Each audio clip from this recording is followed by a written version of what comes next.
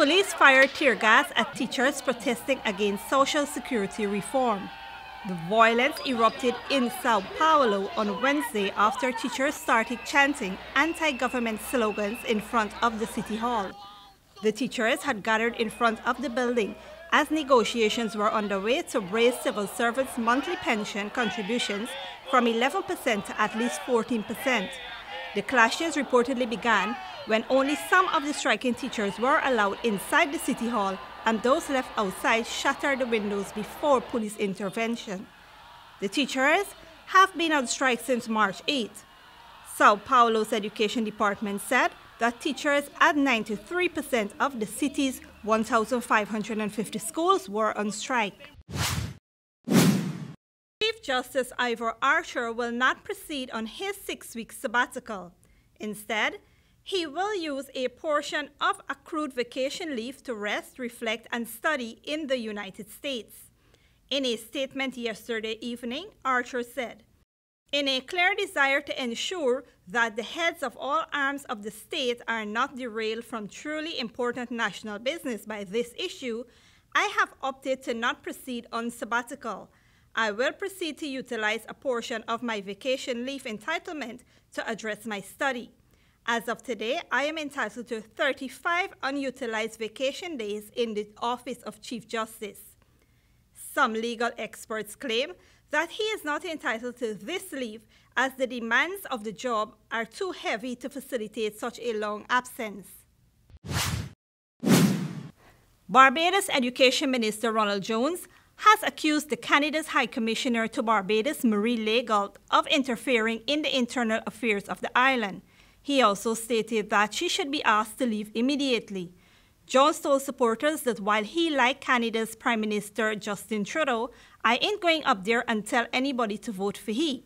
Political observers suggest that it was in reference to Legault's direct challenge to political commentator Maureen Holder over the readiness of Barbados for a female Prime Minister. Holder, regarded as a supporter of the ruling party, has called for a national debate on whether the country was seriously ready for a female Prime Minister. But as she addressed a function here last week, the Canadian diplomat said the Caribbean has already produced 4 female heads of government and 5 heads of state, and there was room for more females in top positions. And in international news, students across the United States led a nationwide protest marking the 1-month anniversary of the Florida high school shooting. Thousands of students staged a walkout in cities across the nation, defying threats of disciplinary action by school administrators. The students demand action for their government to address gun violence in America. We're turning our backs against the people who won't stand up for us. And we're hoping that that will get their attention and they will start to represent what we're fighting for. We want a bump stock ban. We want assault weapons bans in all states. We want our Congress people to stop taking money from the NRA. And finally, and most importantly, we want we want the background checks to be reinforced. We want more background checks. We want it to be really hard to get a gun. From coast to coast, lessons stopped for 17 minutes in memory of the 17 victims of the school shooting. Several American television networks also held a moment of silence in solidarity with the students. A woman in El Salvador has been freed after spending 15 years in jail for having an abortion. 34-year-old Maria Veronica Figueroa Marroquin was released after her 30-year sentence for aggravated murder was reduced.